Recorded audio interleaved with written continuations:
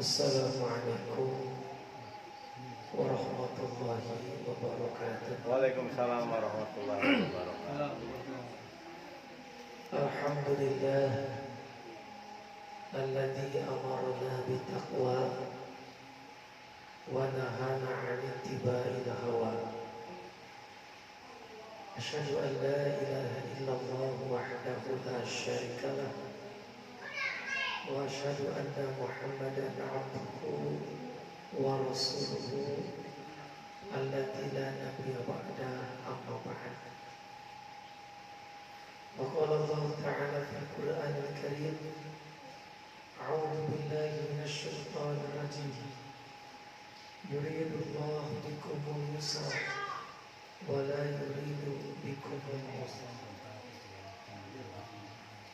Ma'asyiral muslimin, saimin dan saimat, bapak-bapak, ibu-ibu, jamaah salat Qiyam Ramadan yang insyaallah dimuliakan Allah Subhanahu wa taala.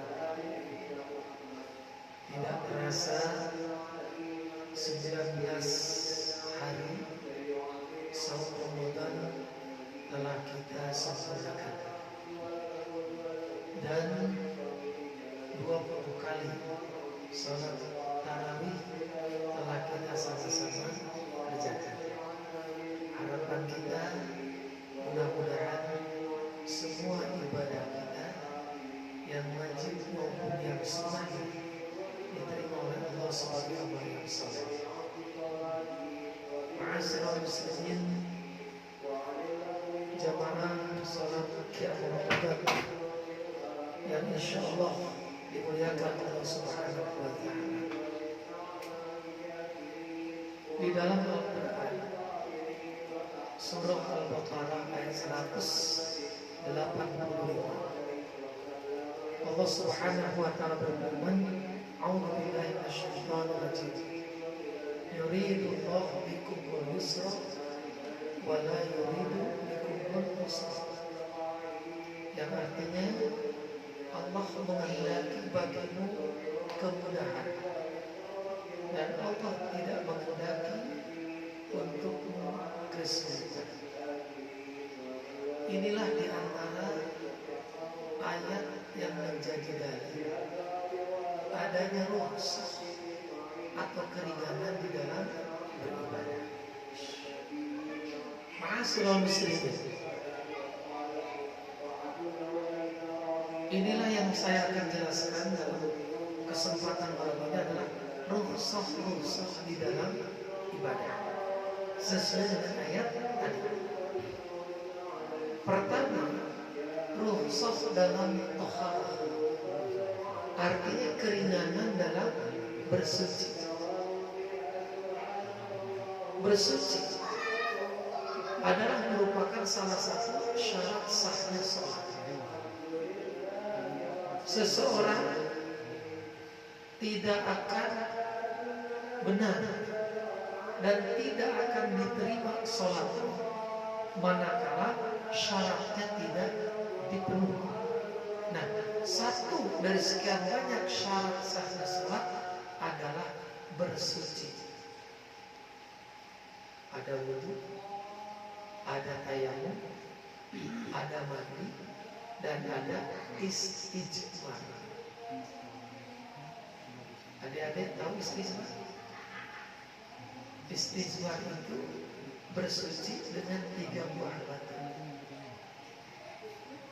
Biasanya istijmar banyak dan sering dilakukan oleh jamaah haji ketika berada di bukan ketika berada di Muzdalifah. Ya, maaf, untuk mendapatkan air, ya, mendapatkan air untuk bersuci di Muzdalifah itu sangat sulit. Ya. Jadi kita di Muzdalifah berada di tempat yang terbuka, di atas hamparan pasir, dengan dinding gunung-gunung menjulang tinggi kan itu beratapkan langit, selimutnya angin malam kan itu. Dan ini sangat jarang yang namanya kamar mandi, toilet itu sangat jarang. Sehingga sering bagi jamaah haji ketika buang air kecil atau buang air besar, itu melakukan istijmar, bersuci dengan menggunakan 3 buah batu. Jadi kalau yang namanya wudu, tayamum, dan mandi tentunya bagi kita tidak asing. Tapi yang dimaksud dengan mandi di sini bukan mandi harian di sini, tapi yang dimaksud adalah mandi junub.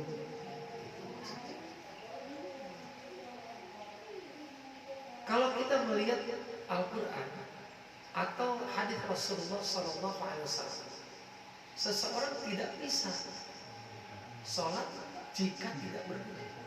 Maka sholat wudu termasuk syarat sahnya sholat. Nah, bagaimana kalau tidak bisa wudu karena tidak ada air, gitu? Atau air ada tapi tidak bisa digunakan karena sakit. Ada kan gitu ya? Air ada, tapi tidak bisa menggunakan air karena sakit atau tidak ada air. Sementara waktu sholat sudah tiba. Pertanyaannya, sholat atau tidak? Sholat dengan cara toharoh tayamum. Jadi tayamum itu termasuk proses. Badlul wudu sebagai pengganti daripada wudu. Ketika tidak ada air sehingga tidak bisa berwudu, lalu waktu sholat tiba maka hendaklah bertayamum. Jadi tayamum itu termasuk rukhsah, keringanan. Jadi jangan begini, karena gara-gara air tidak ada dan kita tidak bisa berwudu, lalu sholat tidak dilakukan, itu saja dengan tayamum. Itu dijelaskan dalam Al-Quran surah An-Nisa, dalam surah Al-Maidah, jelas. Jadi seseorang diperbolehkan yang tayamum, yang pertama disebabkan karena tidak ada air, yang kedua karena sakit, ketiga karena safar dalam perjalanan. Adapun anggota tayamum cuma 2, yaitu 2 telapak tangan dan muka, atau muka dan 2 telapak tangan. Jadi adanya tayamum termasuk rukhsah. Yang tadinya harus wudu karena tidak ada air, karena tidak bisa menggunakan air, maka tayamum. Kemudian yang kedua, rukhsah di dalam sholat. Rukhsah di dalam sholat. Kita perhatikan di dalam Al-Quran maupun hadis Rasulullah SAW. Perintah sholat itu adalah berdiri. Wa aqimus sholat. Dirikan olehmu sholat. Jadi perintah sholat itu berdiri. Lalu bagaimana kalau tidak bisa berdiri karena sakit? Kan gitu. Makanya ada rukhsah, boleh sambil duduk. Ternyata dengan duduk pun tidak bisa. Maka boleh sholat dengan berbaring. Dengan berbaring tidak bisa, maka sholatlah dengan isyarat. Dengan isyarat tidak bisa, maka disolatkan. Rasul bersabda, "Sholli qa'iman fa illam tastati fa qa'idan fa illam tastati fa ala janbin." Salatlah kamu sambil berdiri. Jika tidak bisa, maka salatlah sambil duduk. Jika tidak bisa dengan duduk, salatlah sambil berbaring. Wa ila fa'auma. Jika tidak bisa berbaring, salatlah dengan isyarat. Pakai kursi boleh kan? Salat pakai kursi. Salat duduk di kursi atau pakai kursi? Duduk di kursi. Salat duduk di kursi. Boleh, kalau sholat pakai kursi tidak boleh.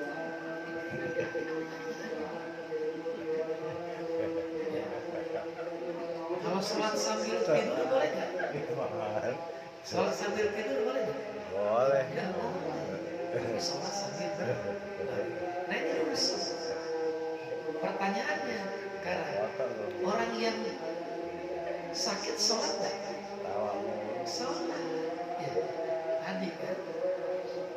Gitu. Kemudian yang kedua, rusuh di dalam sholat. Adanya sholat jamaah dan qashar, itu rusuh. Adanya jamaah dan qashar. Jadi Rasulullah SAW selama perjalanan dalam safar itu selalu melaksanakan sholat jamaah dan qashar. Jamaah artinya apa? Gabung. Qashar artinya ringkas. Duhur dan asar di waktu duhur, atau duhur dan asar di waktu asar. Maghrib dan isya di waktu maghrib, atau maghrib dan isya di waktu isya. Ketika duhur dan asar dilakukan di waktu duhur, maghrib dan isya dilakukan di waktu asar.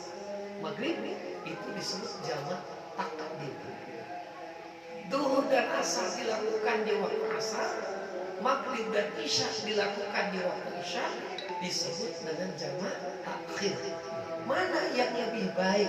Tidak ada satu dalil yang menjelaskan takdim lebih baik, takhir lebih baik. Tidak ada. Artinya dua-duanya boleh. Kapan itu dilakukan? Selama safar. Selama safar. Yang kedua tadi adalah qashar. Qashar artinya ringkas atau pendek, yaitu meringkas, memendekkan sholat yang 4 rakaat menjadi 2 rakaat, yaitu zuhur, asar, dan isya. Berarti selama safar ya kita boleh melaksanakan sholat tadi jamaah qashar, zuhur dan asar 4 rakaat. Ya, gitu. Zuhur dan asar 4 rakaat, maghrib dan isya 5 rakaat. Adapun sholat subuh tidak bisa dijama dan tidak bisa di qashar. Saya ada tambahkan Bu nih. Tetapi ada dalil, ada keterangan bagi para jamaah haji selama di Mina.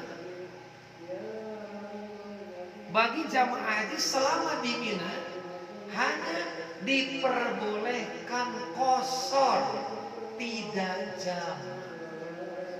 Begitu Pak Sabur? Ya. Waktu itu ya. Duhur di waktu duhur 2 rakaat, asar di waktu asar 2 rakaat, maghrib di waktu maghrib 3 rakaat, isya di waktu isya 2 rakaat, subuh di waktu subuh 2 rakaat. Jadi selama di Mina tanggal 8, tanggal 10, 11, 12, 13 kalau mengambil nafar fani, maka sholatnya di qashar tanpa jamaah. Adapun tanggal 9 kan di Arafah, itu jamaah qashar.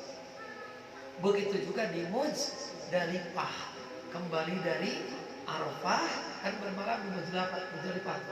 Besoknya berangkat ke Mina untuk melontar jumrah Aqabah. Masyaallah muslimin. Jadi adanya jamaah dan qashar ini merupakan rukhsah. Pertanyaannya, bolehnya sholat sambil duduk bagi yang sakit? Bolehnya sholat sambil berbaring bagi yang sakit? Bolehnya sholat jamaah dan qashar bagi musafir? Itu yang membolehkan siapa? Allah dan Rasul. Maka kata Nabi, ambil. Itu ambil. Jadi kalau nggak diambil termasuk sombong. Sombong. Katakan nih, Pak Sobur ini betul-betul subur. Apa yang diinginkan terpenuhi. Tapi artinya terpenuhi dan lebih daripada cukup. Lalu ada seseorang yang memberikan hadiah. Kalau sekarang THR, ya, Terima nggak? Sama Pak Sabur? Terima. Walaupun Pak Subur sudah subur, terima. Setelah diterima, bisa dihadiahkan ke Ustadz Imron, gitu kan? Bisa dihadiahkan ke Haji Rama, bisa. Kalau nggak diambil, sombong bener tuh. Terima. Ini Allah yang ngasih. Jelas ya? Itulah rukhsah. Kemudian termasuk rukhsah yang ketiga ini, yang kedua di dalam salat, yang ketiga dalam salat, yaitu salat di atas kendaraan. Salat di atas kendaraan. Kalau Rasulullah kendaraannya apa? Unta. Rasul unta. Kalau kita bisa pesawat, bisa kapal laut, bisa kereta api, bisa.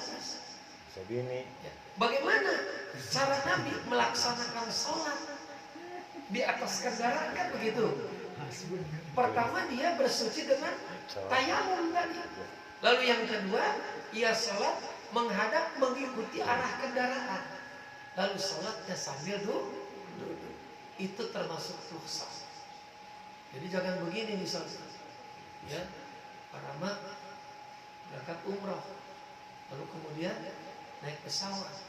Ketika waktu sholat tiba, minta kepada Pak Pilot, tolong arahkan dulu pesawatnya ke.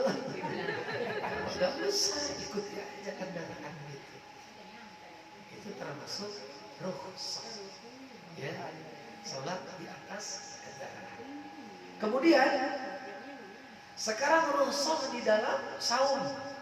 Tadi kan rukhsah dalam taharah adanya tayamum, rukhsah dalam sholat adanya apa tadi?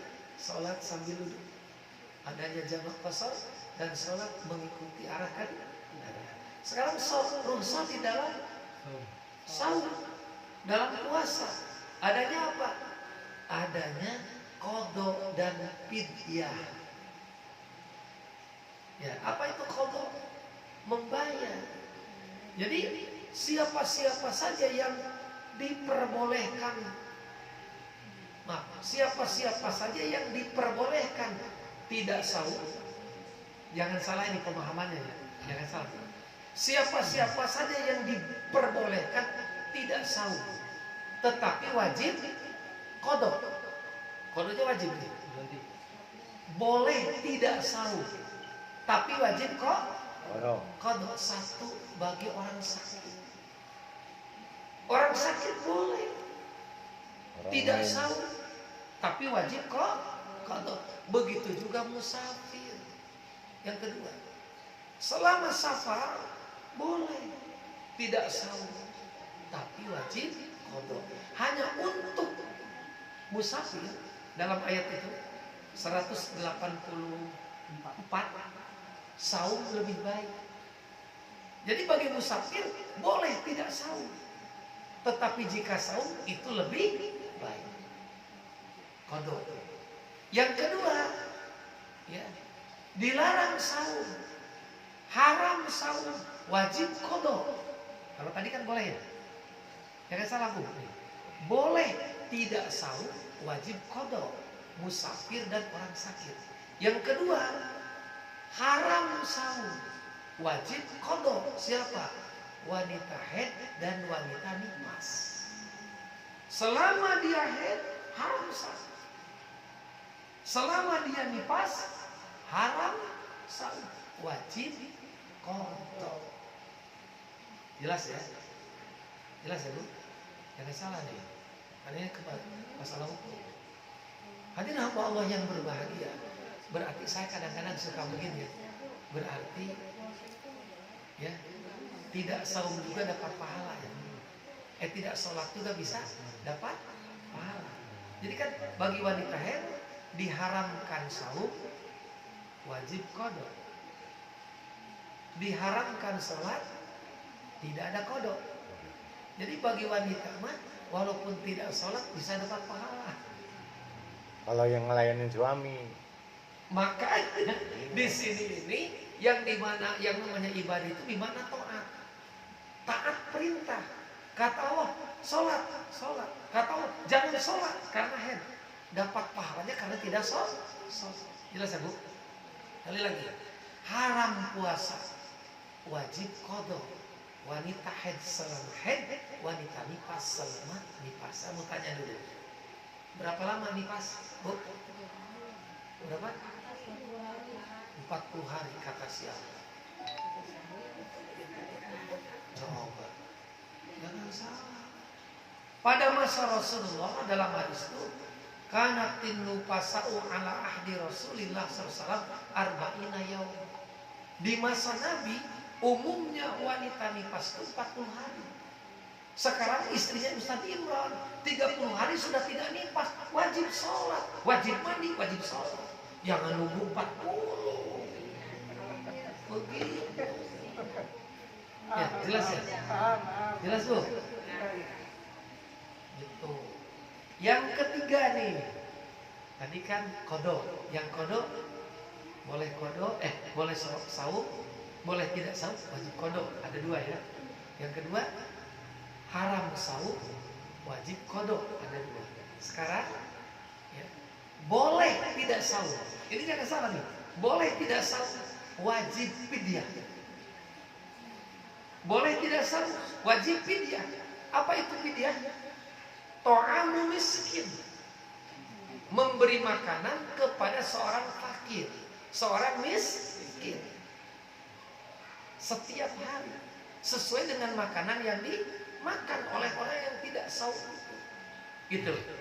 Tetapi jika ia memberi lebih dari satu orang, dari satu miskin, misalnya 3 miskin, 4 miskin, itu lebih baik. Jelas ya? Oh kan Pak Sobur orang kaya, enggak 1 orang, 10 orang setiap hari, kaya. Gitu, jelas ya? Nah, sekali lagi, apa itu fidyah? Yaitu ta'am miskin, memberi makan kepada seorang fakir, seorang miskin, sesuai dengan setiap hari, sesuai dengan makanan yang dimakan oleh orang yang tidak saum itu. Apakah boleh? Dengan qimah. Apa itu qimah? Nilai. Boleh nggak dengan qimah? Dengan nilai. Diuangkan gitu ya. Itu boleh. Katakan nih, ibu ini yang fidyah ini, saya nanti belum disebutkan, yang fidyah ini makan sehari 3 kali. 1 kali makan katakan nilainya 10.000. Berarti 3 kali makan 30.000. Bisa diserahkan kepada si fakir. Apa setiap hari menyerahkan? Para ulama seperti itu. Apa itu seminggu sekali? Atau setelah 1 bulan kita kasih? Atau dengan makanan tadi? Diantar. Tapi kan orang yang dikasih fidyahnya orang lagi saum gitu ya. Karena kalau misalnya ibu ada saum, fidyah pagi-pagi makan. Kalau dia dikasih makan pagi-pagi, bisa mubazir Pak ya. Karena orang dikasih sedang saum. Lalu siapa-siapa saja. Nah ini yang boleh tidak saum, ini jangan salah Pak. Siapa-siapa saja yang boleh tidak saum wajib fidyah. Alladzina yutiquna, yaitu mereka orang-orang yang berat untuk melakukannya. Siapa orang yang berat untuk melakukannya? Yang pertama adalah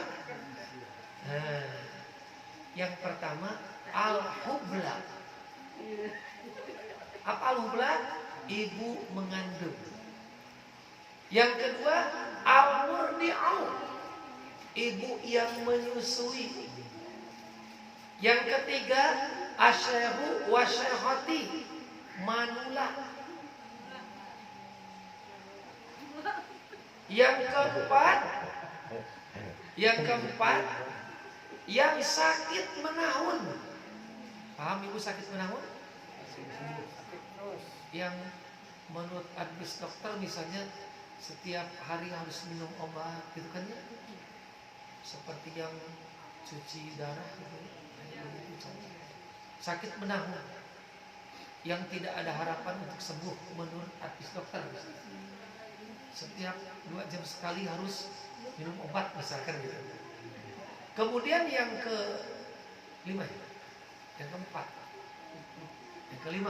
yang kelima adalah para pekerja keras. Dicontohkan dalam hadis itu seperti yang biasa pemahat batu tuh Pak, pemahat batu. Karena kalau nggak kerja, anak istri tidak makan. Walaupun dalam keadaan saum dia harus kerja.